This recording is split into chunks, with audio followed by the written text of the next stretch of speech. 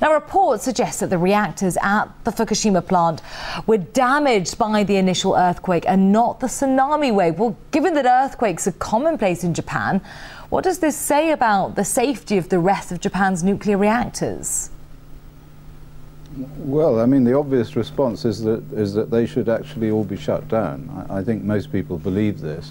And they also believe that it was very silly to build reactors on what is clearly a fault line and in an area where there are known to be earthquakes. And now we see the result of having done that. I mean, this is the obvious response. Well, in the wake of these reports, what should happen now, in your opinion, to Japan's network of nuclear facilities?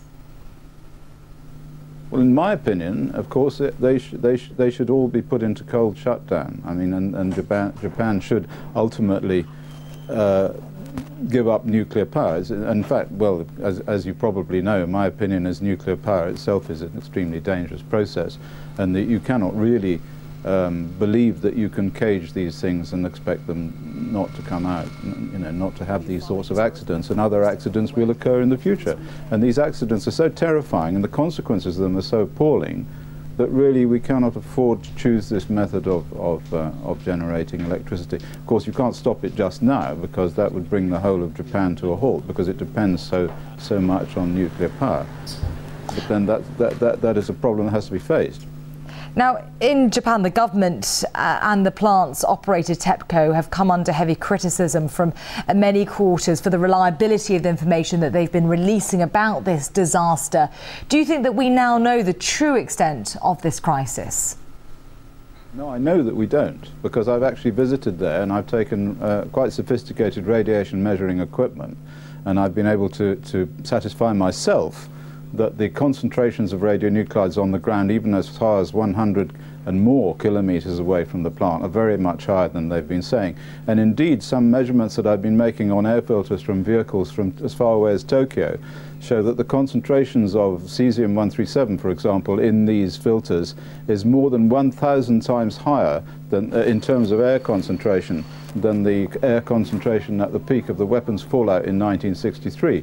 So we're talking about serious levels of radioactive nuclides. And the problem is that this is effectively being ignored by the authorities concentrating on the external dose rate. So they say, so long as the external dose rate is not more than so many microsieverts per hour or whatever it happens to be, everybody's going to be safe. In some sense, they're comparing it with natural background radiation. But actually it cannot be compared with natural background radiation. There's a very high level of contamination even as far south as Tokyo. For example, we found one sample in Tokyo that had levels of radioactivity higher than levels inside the Chernobyl exclusion zone. It's a very serious matter. So, Professor Busby, how serious are these new cracks to the structure of the Fukushima plant? Should we be alarmed? Well, the fact that steam is coming out, and we know from measurements made in California that the steam contains the isotope sulfur-35. This isotope is associated with neutron irradiation of chlorine, and so what we've got here is a situation where you've got fission taking place, an enormous neutron concentration, neutron flux, and seawater, and effectively we're producing very large quantities of radionuclides all the time, and they haven't been able to deal with that. I was told by somebody who'd heard this from a TEPCO official who was talking to the Prime Minister of Japan, who said that the releases from the plant are now the order of 10 to the power 13 becquerels every hour.